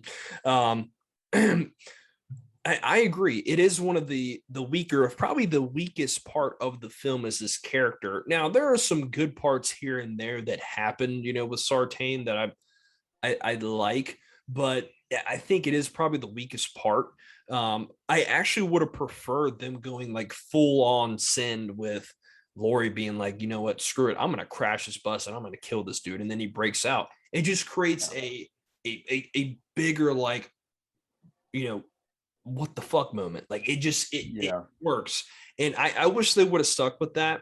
But they didn't, and I understand. So they went this route. And this doctor, he's obsessed with trying to figure out how Michael works, which is kind of a question that everyone's had, and that's what they tried to explore in all the sequels. Why does Michael do this? Why does he do that? We don't know. So he knows Michael's not dead. So he drags Michael, to the back of the cop car where Allison is, throws him back there with the mask that, he took it off.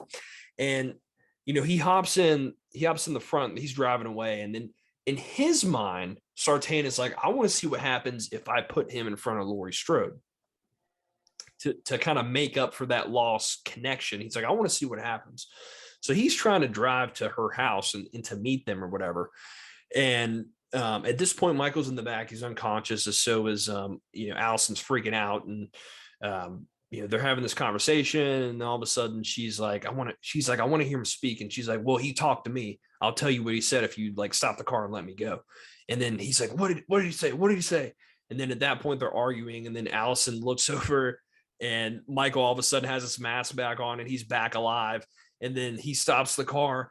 And then Sartain's like, Michael, like, I've been waiting for you. And Michael's like, I don't give a shit. And just pushes the front seat and just smashes him right into the the driver's front door and right into the steering wheel, and it's great. And then Allison, like, she kind of books it out of there whenever she gets a chance. And I love this scene. A lot of people hate this scene, but I always love the scene. To me, this was my favorite kill in this whole movie. Was he drags him out and he just looks at Sartain, and Sartain's like, say something, and Michael just looks at me and just goes, he just stomps on his head like a bug, dude. He curb stomps this doctor, and this doctor's head explodes like a pumpkin filled with cherry pie. It is ridiculously gory, so over the top, and very, very satisfying. It shows us his strength because that's insane. Yeah, But it's just very satisfying to see the doctor get that justice and not get the satisfaction of hearing Michael talk, which would have been another cardinal sin. So, exactly. I'm very happy with this kill. Yeah, it's a fun kill. I like it. And it also harkens back to the fact that, in some of the sequels, they tried to make, Michael have this reason to have these people handle him and be his. And this Michael's like, no, I am me, and I'm gonna kill you. He doesn't. Yeah. So yeah, exactly. At this point, Allison's run off into the woods, and there's these other cops that are down the road, and they're having this little conversation. They come up, they see Hawkins's car. They don't know that he's not in it. What's going on? And the family's back at Laurie's house, waiting for Allison to get there. The cops are, going to bring her back to Allison's, or bring Allison back to Laurie's house. So they're all there, and Allison's running through the woods, kind of running towards her house unknowingly. And then Michael was kind of on that same track as well. So we get this scene where the cop car pulls up to the front of Laurie's house, and then the dad comes out front, and he's like, I can protect myself. This and this and this. And we get this great little, practical effects where they open the door to the cop car, and the cop's head is like stuck inside like a flashlight, like, and it's carved up like a pumpkin. It's like Michael was like, he's so creative with the stuff. I just want to see a movie where all the cutscenes of Michael just like hanging up all his people and his little decorations that he makes. And he's like, all right, let's put this movie on pause for 10 minutes. I got to empty the skull and carve it out like a jack-o'-lantern for a second. He's quick about it too, man. He's got to be. So, and then all of a sudden, Michael, he comes up from behind. He strangles, Ray, the dad, and he's dead, and he's laid out front yard. And at this point, Allison's kind of ran through the backyard and kind of runs into Laurie's little shooting range where the mannequins are, which is a really creepy scene. And she's like freaking the hell out. So at this point, Laurie sees Michael out front and like, okay, we've been waiting for this moment. We've been waiting for this.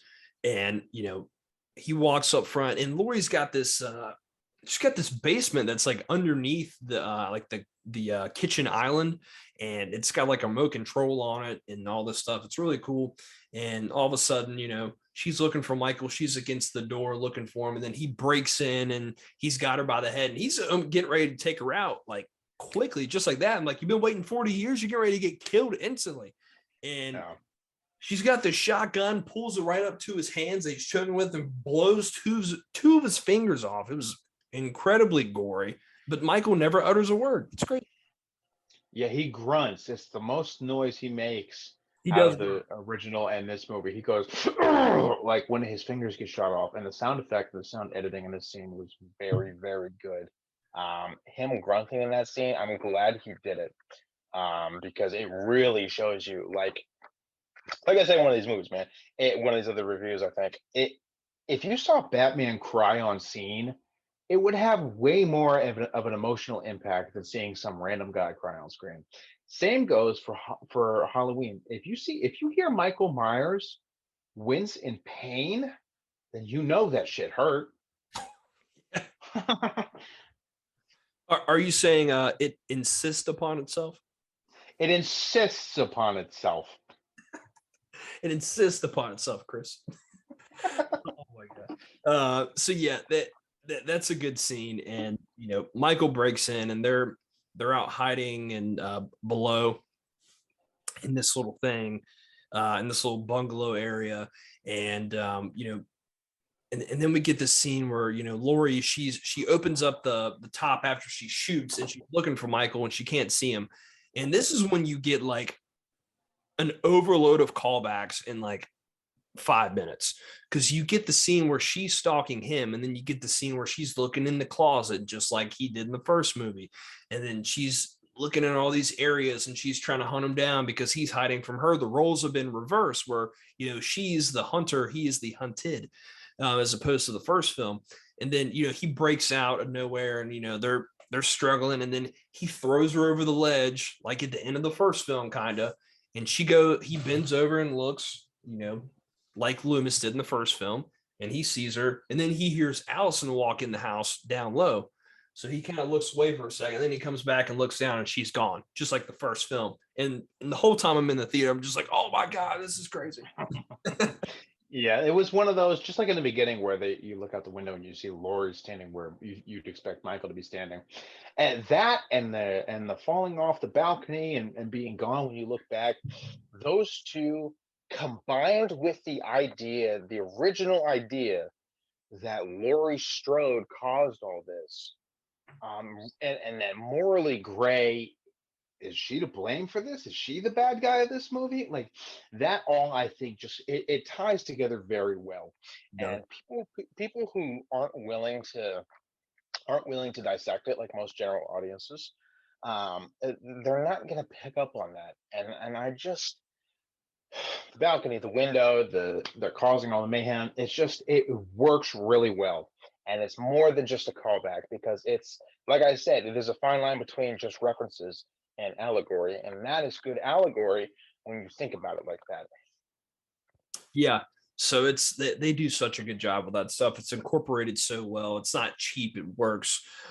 So at this point, Michael goes back downstairs because he hears Allison down there, or somebody, and he starts to realize that, okay, they're like underneath me, and they're underneath this countertop. So he goes and he tries to, and they do this scene where he grabs this like this fire poker, and it kind of shows the scene where it pans up, and you just see both his fingers are like gone. He's like, I don't give a shit.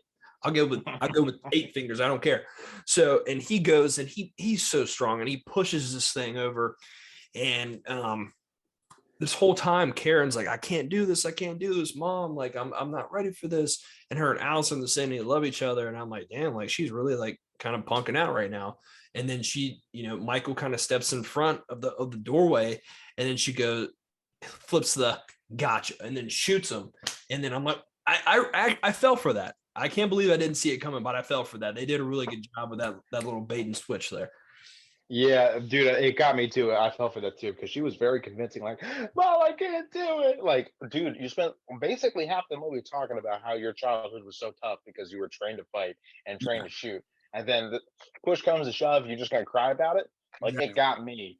And then she hit it, and she shot him right in the neck, and Yeah, they got it.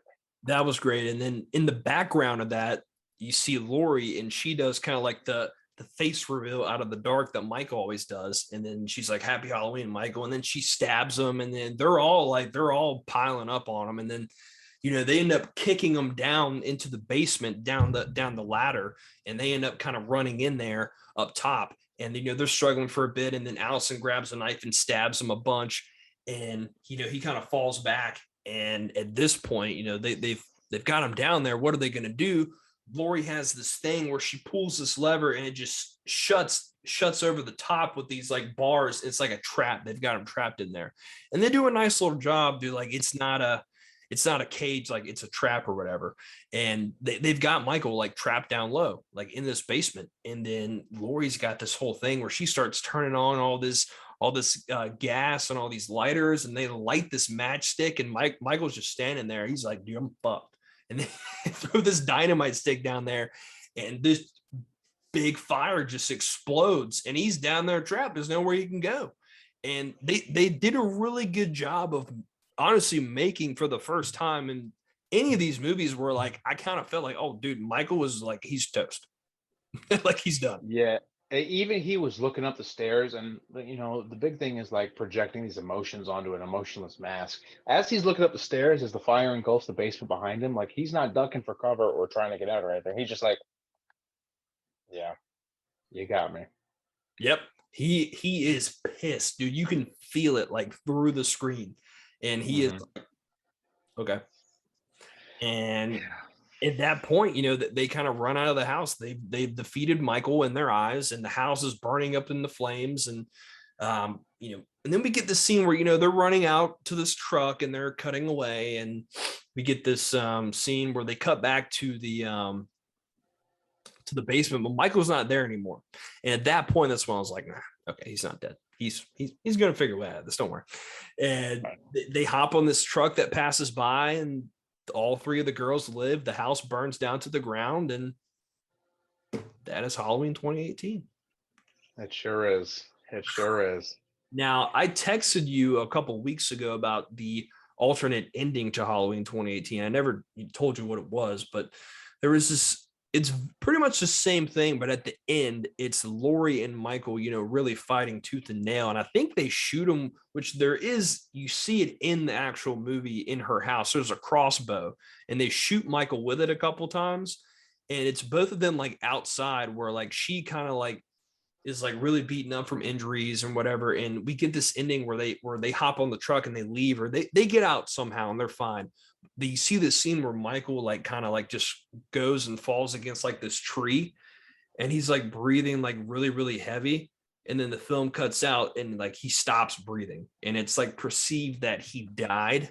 So I don't know how I'd have to see it. I know they got it filmed somewhere. I mean, I'd have to see it for myself to see how I really feel about it. But to me, this ending, it was a good way. It was a good.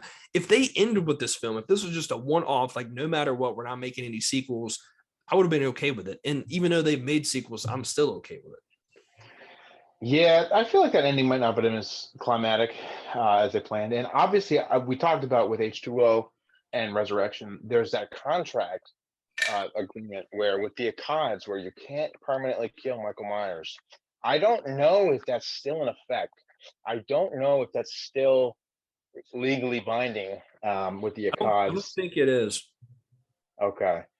So but because if it is, if that's still in effect, then I know he's not going to die in Halloween Ends, and that kind of just takes away from it. So if they remove that clause in the contract, then it's fair game. So I'm going to assume that that's not in effect, and I'm going to assume that they weren't planning on making a trilogy, David Green. I don't think they were actually, because I'm pretty sure this was supposed to be a one-off, like the ending, like the official Halloween 2. This was supposed to be the end of Laurie Strode's story, but I think once the box office numbers come in, they immediately greenlit 2 more sequels to be back to back. So that's why Halloween 2018 is so strong, start to finish, and it's such a good bookend. And every thread that was introduced in the first act or 2 was wrapped up nicely in the third act. And the screenplay was really good. The writing was great. It was made by fans. I don't remember what it's called, but there was I'm pretty sure it was a screenwriter. He said this famous quote. He said, "If you show us a gun on the wall in the first act, you better use that gun in the third act." Meaning, like, don't overload us with props and stuff that aren't going to matter later on. Yeah. Like, show us something that's going to come back later. And a lot of movies do that, but they did that really well in this movie. Everything that they introduced about Laurie's lifestyle paid off. Man, I love this movie, man. Even just replaying it in my head, I love this movie to death. Yeah, it's such a good movie. I will say this. I was curious on your opinion. I think we've talked about it before, but it's been so long.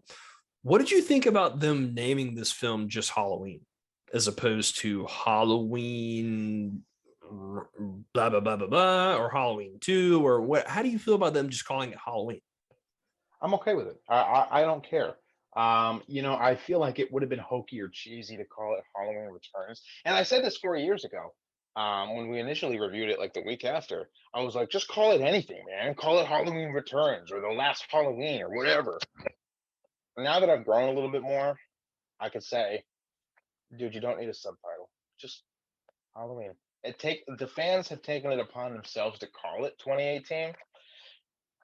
I'm okay with it just being called Halloween, because I feel like if it was now, I feel like, and I'm 4 years older, I feel like I can, if they called it Halloween Returns, I feel like it would have felt a little cheesy to me. Honestly, I think it just being called Halloween makes it stand as strong as it did in 1978 on its own. Yeah, I'm okay with it. I think at the time I didn't like it, but I'm okay with it. Mhm. So wrapping this thing up, God, I feel like we've been going for 3 hours. Halloween 2018. What are you grading it? A plus to a F minus.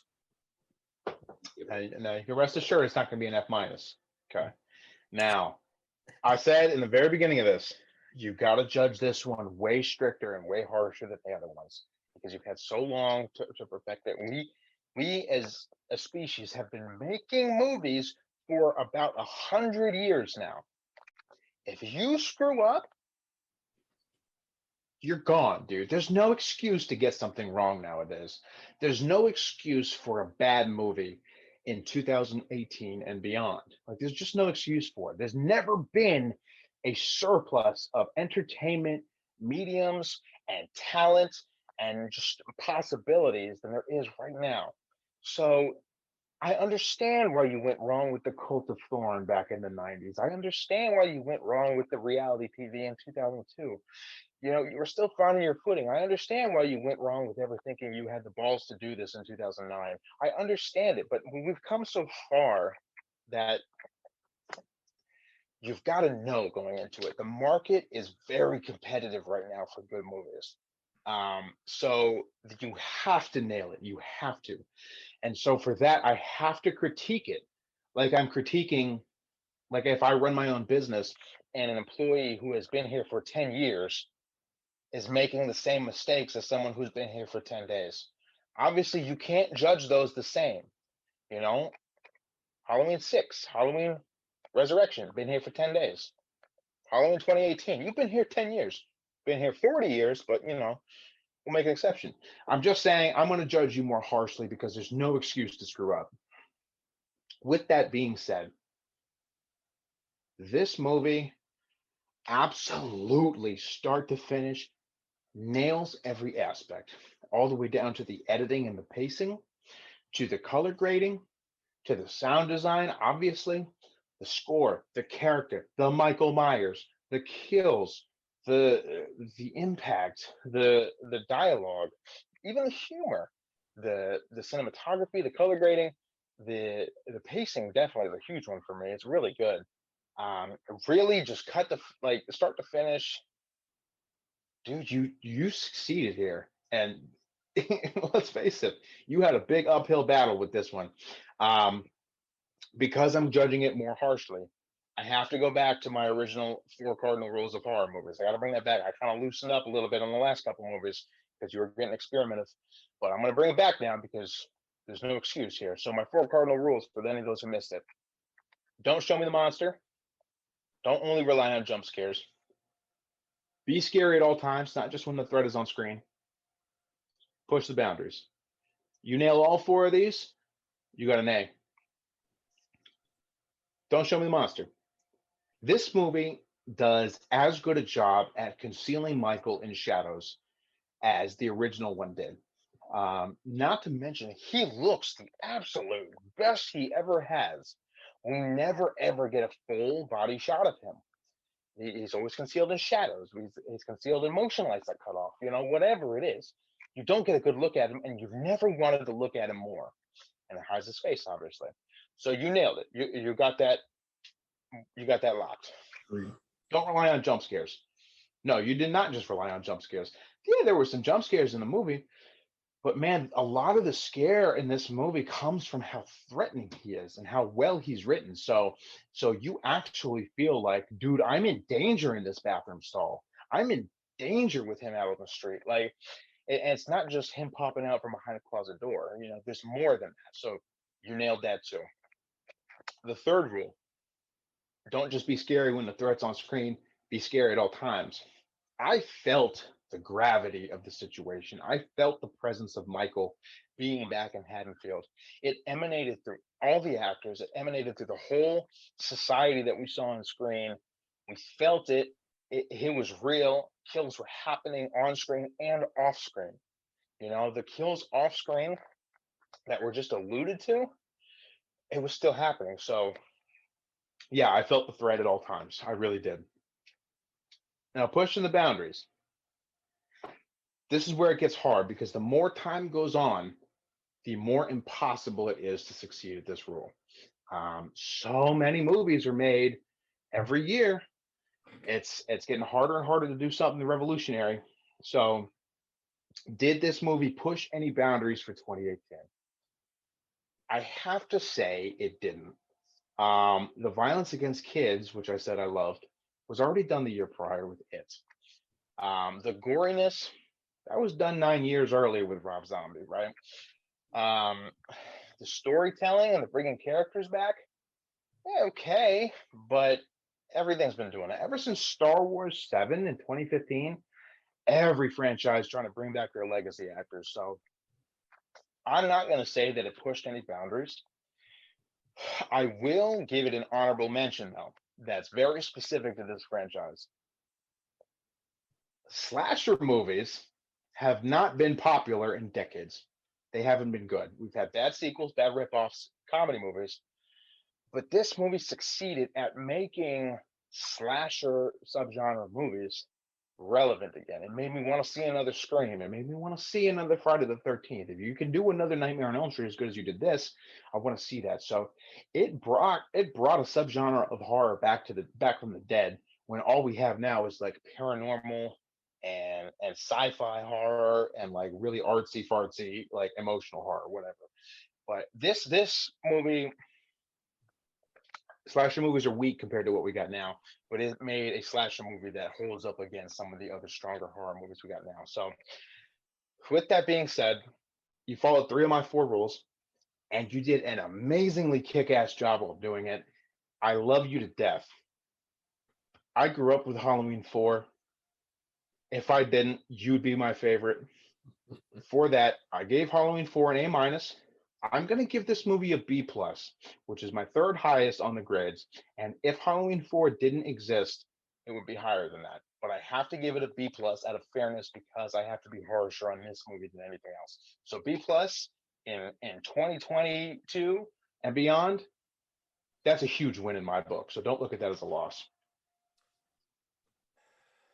I mean, I like a lot of the stuff you said there, and as far as the pushing the boundaries, I mean, it's really tough, especially in a Halloween film when I don't really know what you're going to do to push the boundaries than just like completely mess everything up. I will say that if they did go with the original Laurie crashing the bus and trying to kill Michael, that would have been like, okay, they really went for Yeah. it. She's crazy. That would have been pushing the boundaries. So for me, I I'm also going to give this a B plus. I think it's so tough to for horror movies nowadays to get an A plus. I mean, it's almost impossible. I mean, there's always especially with remakes and sequels and requels is what they call this sequel and a remake. It's so tough, but for the most part, man, they got everything they could right in this film. For people that don't like this movie for certain aspects, I'm sorry, I don't really know what to tell you because in this film they get Michael right. They get some good characters. You get some really good kills. You get a good score. It doesn't take much to make a solid Halloween film, but for the most part, they did a really good job. So for me, this movie does get a B plus. It's really, really solid, and it's one of my favorite entries to watch ever since it came out. I own it on 4K. It's great. I love it, and I'm gonna keep watching it. I mean, I might even watch it again before we go into the theater on Thursday. Yeah, man. I'm at least gonna watch it again before October 31st. To get a B plus at this day and age in 2022, it's so impossible. I mean, I said in the very beginning, you have to judge it based on what came before and not what comes after, because you don't know what's coming next. I don't know what's going to be made in 2026 and beyond. I know what was made before 2022.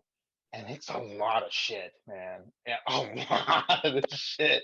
So to get such a leg up over the thousands of horror movies that have come out in the last 2 decades alone, and to get yourself a B plus, dude, pat yourself on the back of that because I I haven't seen an A movie in probably about 15 years. It's just been tough, and like I said, the market's competitive. So to get a B plus, getting a B plus now is like getting an A plus 40 years ago. Yeah. So you did a great job.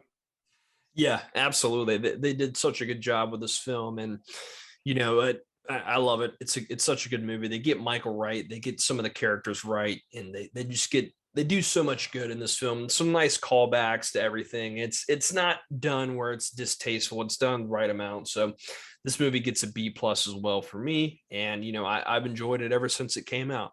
So we're almost there. Next on the Halloween franchise review series, we got Halloween Kills. Now, this is going to be a good one. I'm very excited for this one because I have not talked to Jeff about this one in quite a while. He's only seen it, what? You've seen it once, right? In the theater? So we saw it in the theater. 3 days after we saw it in the theater, I went back to the theater and I saw it again. I said last time, I give a movie 3 chances. If after the third chance I don't like it, it's going in the vault. I'm never watching it again. I will tell you right now, I have watched it a third time. I have reached my third try, and I went into it saying, because my initial reaction, I'll tell you right now, was not good when I saw it in the theater last year. And I've been biting my tongue for a year now. I finally got my third viewing. I've watched it. I went into it saying, please, dear God, change my mind. Please, please don't make me throw you back in the vault.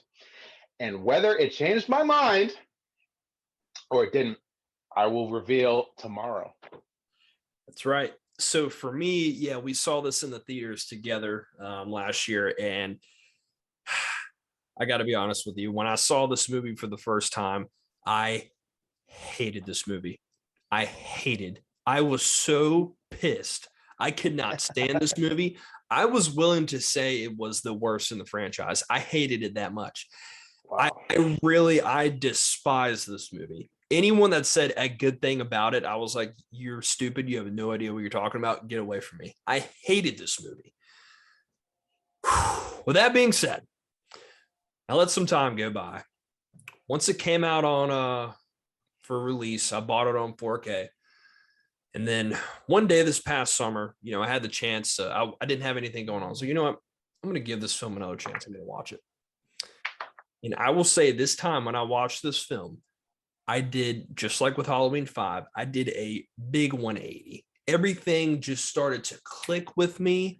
I don't know if it's because I understood stuff differently, or I don't know if it was the mood I was in. I'm not sure, but I did a complete 180, and I'm not going to say it was the best film of the franchise because it's not, but I really enjoyed this film the second time I watched it, and I was blown away. I was like, man, it just goes to show what expectations will do to you if you go into a movie theater. So I'm going to watch it again before we do the review. And I'm not, I'm just holding out. I don't know if I'm ready to go full on. Yes, I love this movie, or yes, I hate this movie. I'm going to give it one more go and see what I think about it. And I will let you know. I'm eager. This is going to be a very good conversation. It's in fact the review I've been most eager to do because we have been itching to talk about it, and we haven't really fleshed it out since we saw it in the theaters back then. So I'm very eager to share with you my evolved opinion after my third view. I'm very eager to talk about this, and finally either put this to rest or get it off my chest, or do a little of both. I've only got one thing to say before we get out of here tonight. Don't fucking say it. If you say anything about evil or dying or it being tonight, I'm logging off right now. I'll save it for the review. Dude, when I heard that, I'm not even going to get into it. That's going to add another hour to this. So we'll talk about it. Thank you guys for tuning in to Every Horror Film or Horrors Forever. We will see you tomorrow with the Halloween Kills review, and then we're going to be right there for Halloween Ends. Can't wait. We made it. All right. We will see you guys on the next one. Thank you. All right. The mummy has now been located. The living mummy. The living mummy. Bullets won't stop. Some creature out of time. That was horrible. That was horrible. He's completely out of control. I saw those bodies. Is he a man or a monster? You actually knew a werewolf in a peaceful town where nothing ever happens. That was horrible. That was horrible. In the mystical regions of Transylvania.